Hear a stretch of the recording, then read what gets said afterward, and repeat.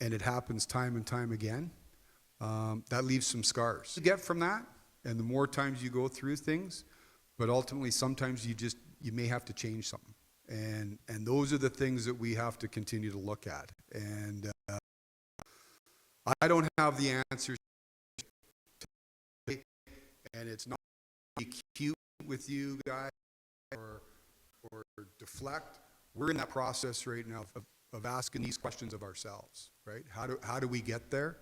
We're in an emotional business. Our fans are emotional. I'm emotional. Nobody wears it harder than me. That's what makes this place so great. But you have to step back, you have to exhale, and then you have to make calculated decisions based upon the best information you have. I don't know if that answered the question, but it seemed like I talked for a long time. Next question, Pierre.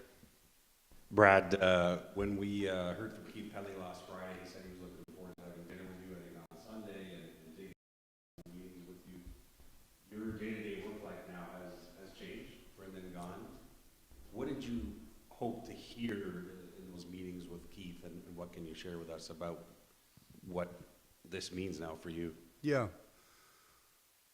Well, big picture, Pierre, not a whole lot changes for me, right? My job responsibilities remain with what my job responsibility is, in charge of the hockey team, right? Obviously, without Brendan there, I will be working closer with Keith. As we talked about, had a relationship with Keith, but didn't, Keith and I we're starting that now. We didn't spend a whole lot of time together. So like any relationship, we're going to find our cadence. Keith's made it very clear, your job is to go out and do the things that you see fit with your staff to get the team where we want it to go. So ultimately, we're going to work through that a little bit. There's probably going to be a little bit of tweaks in terms of how things operate a little bit. But by and large, what I'm responsible for and where my energies are directed aren't going to change a whole lot, and that's building the hockey team. Okay. Terry? Hey, Brad. Hey, Terry. How are you? Good. You? Good. So, Mitch Marner has been a large part of this team's DNA in the regular season and what's been able to do, obviously. A large part of the team's DNA in the playoffs in the past several years that hasn't been able to get past that next step, like you say. Can he be a part of this going forward then? Do you want to re-sign Mitch? What are your thoughts on him and his possible future with the team? Well, I'm shocked we got to question 3 before we got it, so thank you, Terry. And again, this isn't a deflection. I think Mitch is a tremendous player. I think we've talked throughout the year. You've heard me speak it. I think he's a star. We're in that process right now. I had a meeting with all the players individually. We do our exit meetings. Mitch and I had a discussion. It's emotional right now, right? And so my discussion with Mitch is, let's all take a step back. Let's take a deep breath. I got to decompress a little bit. We probably got delayed. That's not the right word. With Brendan's situation, that was a bit of a curveball that it took a couple days here to kind of get through. So we're going to meet as a staff. I'm going to be in touch with Mitch's representative and all of our players' representative, and determine what's best. Right now, Mitch has a say in this as well. Right. So this isn't the world according to Brad. I think he's a great player. He's been a great player here. We'll have to see. We'll have to see how this all works. Can I think Mitch can succeed? Yes, I do. But as I said before, we've all got to kind of take a step back and look at, we can't be rigid in our thought process of saying we can only do something one way. And like I said, he's got a say in the process. So again, another wordy answer to say we'll see. And same thing with John, and really all of our UFAs, right? Really good players. I'm a huge John Tavares fan. Had a really good discussion with him. We gotta take a step back, meet with our group. How do we best move forward? What are the costs? What is all those things that go into a contract and everything else, and how does it fit within the puzzle? So we'll see how that happens over the course of the next couple of weeks. Luke? Austin Matthews said he'll Luke. be says he'll be 100% for training camp. If his injury occurred in last training camp and a few months of treatment and recovery could get him right, why wasn't he given that time in season so he would be 100% for playoffs? Now, Luke, you would get mad at me when we always said day to day, and it became more than day to day, right? He's, and I think Austin spoke to you guys, right, and talked about it. First thing I would say with injuries, I'm not a big believer in just going down the list. I do think it's personal for each guy. Some guys, that's just their personal. We had guys playing through things as everybody does. In Austin's case, he injured himself in camp. Now again, we're never going to put a player in a position where it's going to make it worse. He worked through it. Now that's not a case of us saying, Austin, get out there and make it worse. He got time. When we said it was day to day, really believe that. Now, is that 2 days? We'll see how it feels on the third day. In a couple of cases, it progressed. He was able to play through it. When he came back and started playing from times off, it was better. There'd be times it would flare up. He was able to play with it. It's like I said, it wasn't something that we felt by playing he was going to put himself in a really bad position, short or long term. But with anything that's in that you're dealing with, it takes away some stuff. I give Austin all the credit in the world. I thought he had a really good year in terms of his first year of being a captain. And part of that, unless you have something that's happened previously, everybody feels great day one of camp, and then you feel less great every single day from that. So everybody's playing through stuff. We were never going to put him in a position where he's playing through something that became worse and worse and worse. We managed it through the year. But did it have an effect? Certain times it certainly did. But I think even seeing how his game evolved, he found a way to be a really, really important top player. And it's a credit to Austin. I thought he was terrific. Steve? Brad, you mentioned mindset in your speech a little earlier, and I want to go back to Game 7 against Florida for a second, because you come out horribly to start the game, and then you kind of, in the last 10 minutes of the first period, recapture yourselves, so to speak. To start the second period, do you have any explanation as to what happened from that moment to the game then being lost? It seemed like after coming back in the first period, you completely lost yourself after that. Yeah, I've as you can imagine, replayed that game a few times. I think there was a real. It reminded me of a game I was in. I talked to Shane Doan about it. I don't know what year it was, but we were in Arizona and we played Detroit in Game 7. We had won a Sunday afternoon game, I think it was, or an afternoon game in Detroit in Game 6, came back for Game 7, and you're all fired up for Game 7, and one team looked like they were completely comfortable in the situation, and the other team didn't. I thought we survived. I thought they came out. I know the shot attempts and all that stuff were one-sided. I didn't think we gave up a lot of grade A stuff. We found our footing, killed a penalty, right, at the end of the first period. Well, even before that, I thought from the 10-minute mark on, we were carrying play. We had some grade A chances. We had some breakaways. I thought the turning point there, Steve, was, and this is where I come back to it, was the first goal. I thought when the first goal happened, we almost looked like a team that it was 4-0, right? It's being able to find your footing. It's being able to know, as we talk about all the time, it's like a series, you park it and you move on to the next one. There was a tension. There was and I'll never question the want, the care. These guys want it. They want to be successful. They want to get to where we all want to get to. But it looked like a team that was more comfortable. One team looked more comfortable than the other in the situation. And there's more things that we can talk about, in the nuances of the game, and in terms of our team structure, in terms of position, all that sort of stuff. But from the 10,000-foot view, when it became 1-0, I felt there was a real tightness of our team. There was a real tightness in the moment. And like I said, champions are the calmest at the most critical time. And that's an area that we've got to get through. Dave McCarthy. Hey, Brad.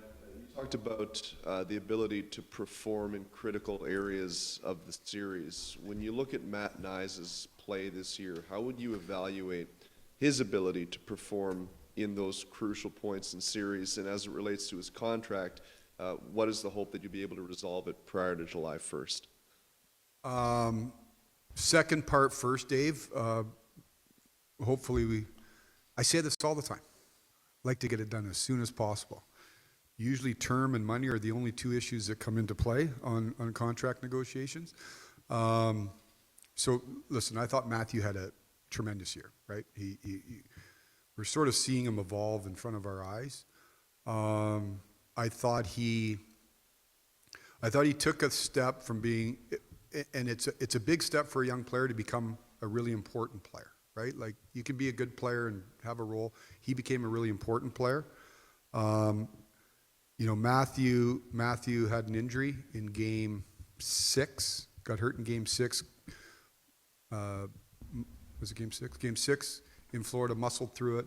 That wasn't 100% Matthew Knies in Game 7, right? Like, he was muscling through it. But I thought he was I thought he was really good for a guy who hasn't been through that. This is his second full year. I thought he was really good. I look at he was an impactful player. I think of the breakaway in Game 4. I think it was, they're shorthanded, right? Matthew's a big part of the future moving forward. Chris Johnson. Hey, Brad. Down front. Chris. Mitch has had several chances this year to say he wants to stay in Toronto and has yet to do so, including last week. I'm just wondering if that doesn't change and he's walked out the door, how do you ensure that this team doesn't take a step back without him?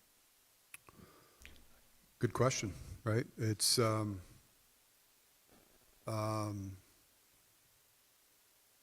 there's not a hockey tree out there that you just go and pluck the player off of. Our job is to make the team look at all the options. That's what we got to go through here right now. I can't sit here and give you a definitive answer. We've got to, number one, go through the process with Mitch, right? Our staff is in the process now of looking at all different outcomes. But we've got to kind of drive what we think is the best outcome. And like I said, in Mitch's case, he's got a say in the matter. I don't think, you're not necessarily, if that was the outcome, and we'll see where this goes, I don't think you're just going out and saying, okay, let's go get this player and he replaces Mitch. Maybe that's where I talked about we have to change a little bit, right? We have to change the makeup of the team. But that's speculation right now. That's hypotheticals that I don't like to necessarily get into.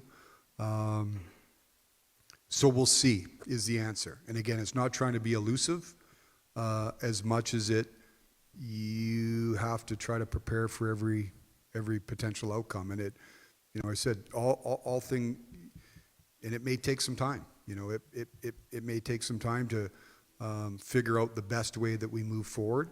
But that's what we're in the process of doing right now. David Halter. Hey, Brad. David, how are you? Good, how are you? With Brendan no longer part of the structure here, I'm wondering for you, you've been in the job 2 years now. Are things more streamlined for you? How do you envision things might look front-facing different in this position now without? In terms of, sorry. In terms of just like getting any trades clear or anything like that, or just Oh. how you do your job on a day-to-day basis? Yeah, not a lot different, David. Obviously,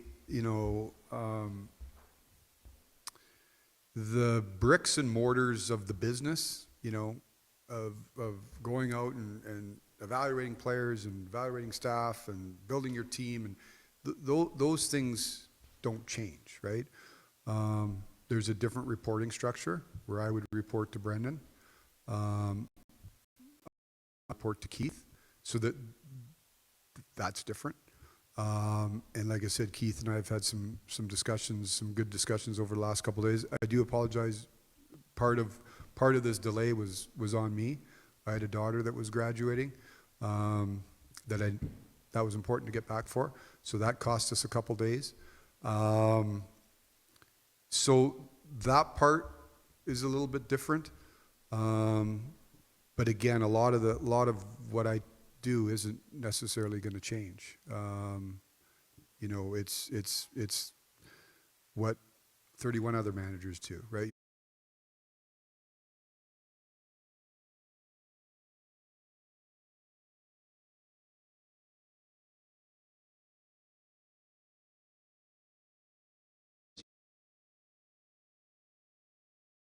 You don't have the puck. And this team was outchanced in every single game it played in the playoffs.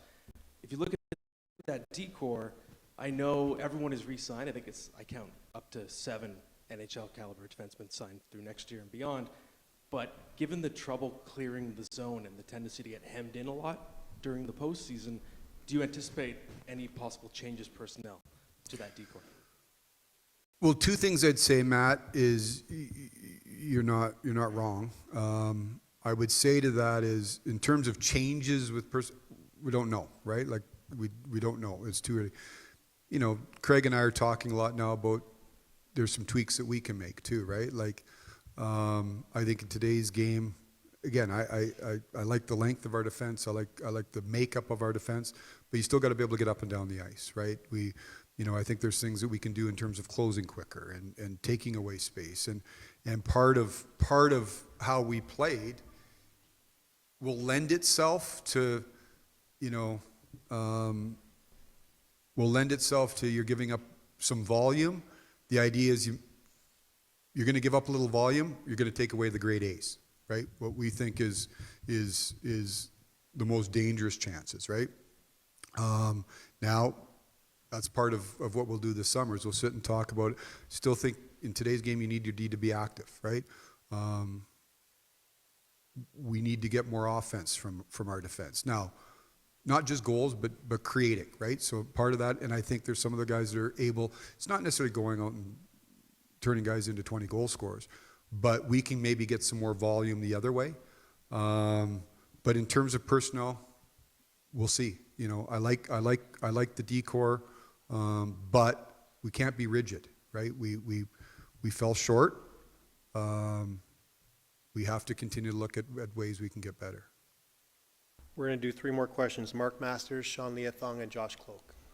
Brad, last week, Keith Pelt mentioned he felt the culture had changed quite a bit under Craig Berube. How would you describe the change you saw in the team's culture this season, and how much more room for growth do you feel there is there? Culture is we hear that a lot, right? Culture.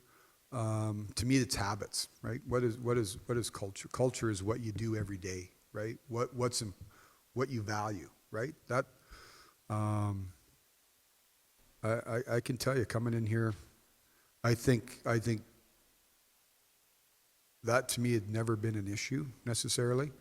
I think there has been some changes, and when I say never been an issue, this is a group I've never felt they didn't give you an honest day's work.